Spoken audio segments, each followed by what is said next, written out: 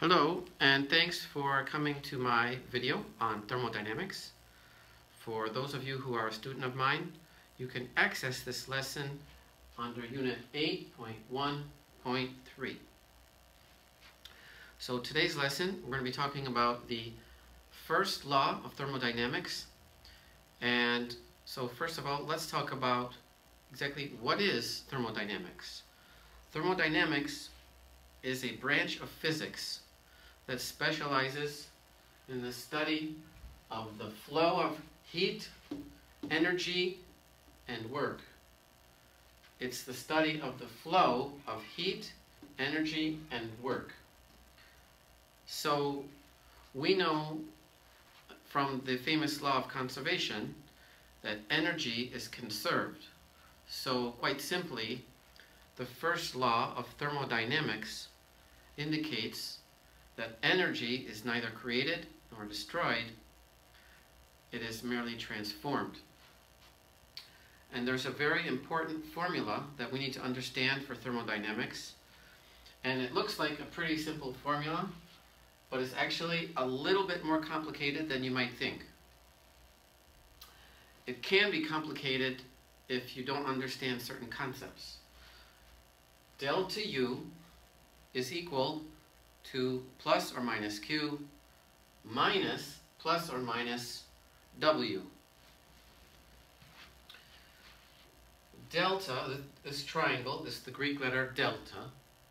It represents the word change in. U is the internal energy of a system. The change in the internal energy of a system is equal to heat minus work. And you'll see that heat can be plus or minus, and work can be plus or minus, as I said. So let's give some examples of when that would be the case.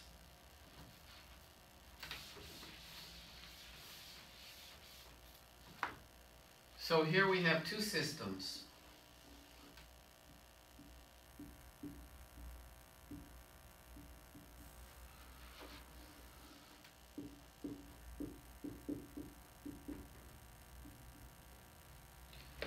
We have system A, and we also have system B.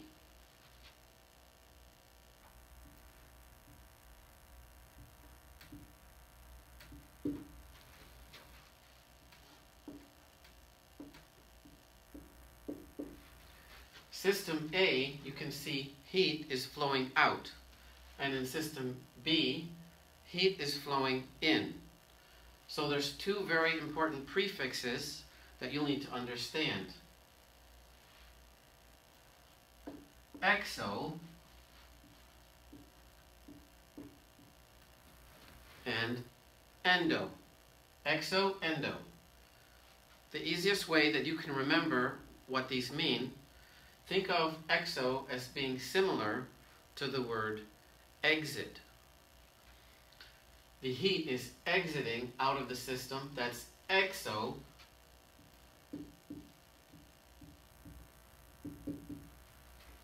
Thermic. Exothermic.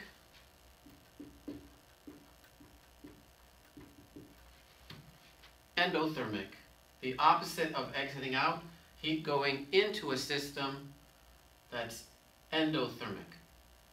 So we said before that capital Q is heat.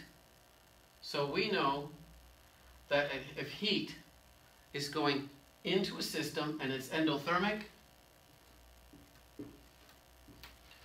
that's going to be positive Q. And if heat is exiting out of a system, that's going to be negative Q. So there we have it. Now we understand how we can calculate whether it's going to be a positive Q or a negative Q. So next, let's take a look at work.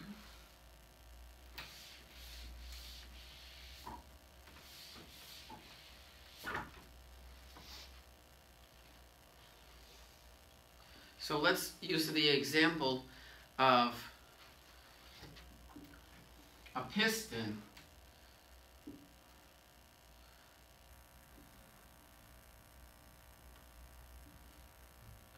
and an ideal gas. So here we have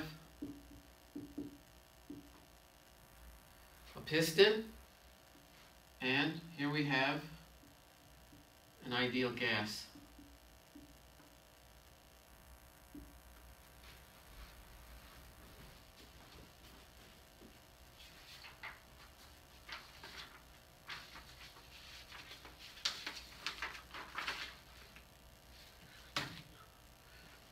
So,